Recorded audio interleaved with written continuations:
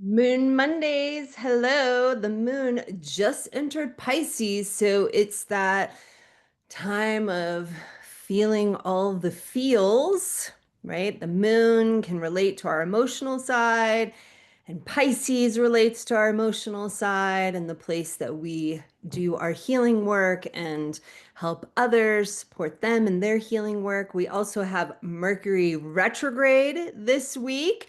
So we're going to talk all about that. And then the last quarter moon in Aries, which is really inspiring just this whole moon month of how are you taking care of yourself? So I'm Sheridan, your AstroLife Coach, guiding women like you to harness the power of astrology to live with purpose and clarity, turning inner knowing into real life transformation. So, Mercury's going retrograde on Thursday, maybe Friday, depending upon if you live like over in the UK or the EU. And the opportunity with this is to slow down. There's always an opportunity when Mercury's going retrograde to have a little stillness of the mind because it kind of stands still for a moment as it's shifting and moves back across the sky from our earthly perspective. Yes, Mercury retrograde is known for being disruptive and disrupting like technology and, all the ways that we are constantly plugged in the world. But how can you use that? That's really an invitation of Mercury going retrograde, right? When my emails aren't working, or my internet's having a problem, or my computer or phone or whatever. It's like, okay, how can I use this opportunity to just slow down for a moment? I think why Mercury retrograde has such a bad rap is because we're so linear and we're so moving fast all the time that anything that gets in the way of that can feel really stressful and disruptive to us.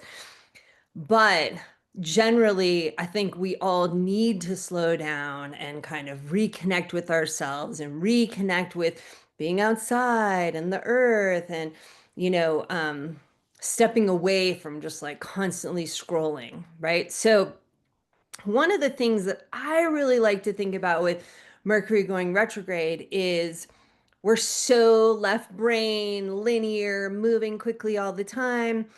Mercury retrograde, I think, invites this opportunity to connect in with our right brain, our creativity, that's slowing down. And I think it's always a great time to just look at that. What are you creating in your life? What do you want to be creating in your life? Are those two lined up? Are they different from each other? What needs to be looked at to support it creating what you want in your life? So, I'm a big writer. I write a weekly astrology column in the Aspen Times, and I like the idea of just leaning into my creativity and where do I get that energy from, right? So I have this fantasy of like every Mercury retrograde, it'd be so cool to like take the time off and just write or work on my art or whatever kind of creative endeavor that you do, like cooking or making jewelry or something I'm not even thinking of right now. So that's the opportunity with this Mercury going retrograde on Thursday, Friday, depending upon where you are, and will be retrograde until August 11th. This whole retrograde is happening in Leo. So Mercury's in Leo right now, going retrograde, and will station direct on August 11th in Leo as well. So this our mind, Mercury, the way we think and perceive things and communicate things is in Leo this whole retrograde. And Leo is a very creative sign, right?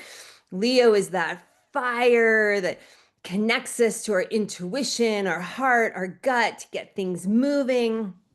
And Leo supports us in this creative endeavor. So it's a nice alignment of these energies right now.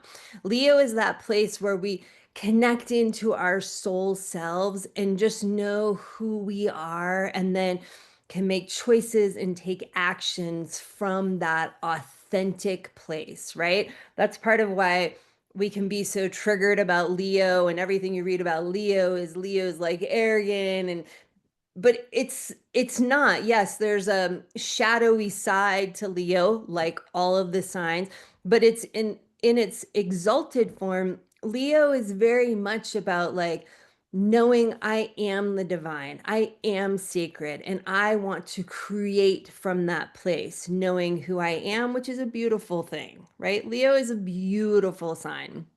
So quickly, I'll just lastly mention that we have the last quarter moon, the waning half moon in Aries, part of this whole Cancer moon month. So all the phases of the moon this month are in these cardinal serving others signs.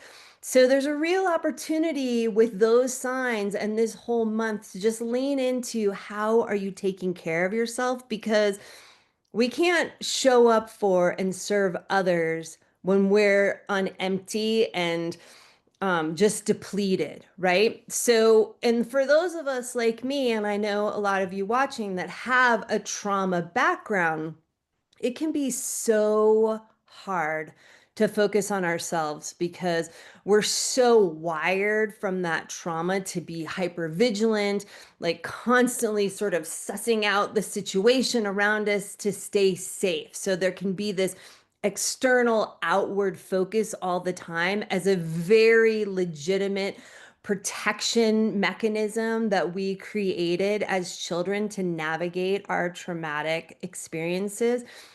I know that's the case for me. And I've had to work like so hard on stop being kind of externally focused and internally focused. And that self care, and where do I fill my cup up first before I serve and help others, right? I have a lot of Cancer on my chart.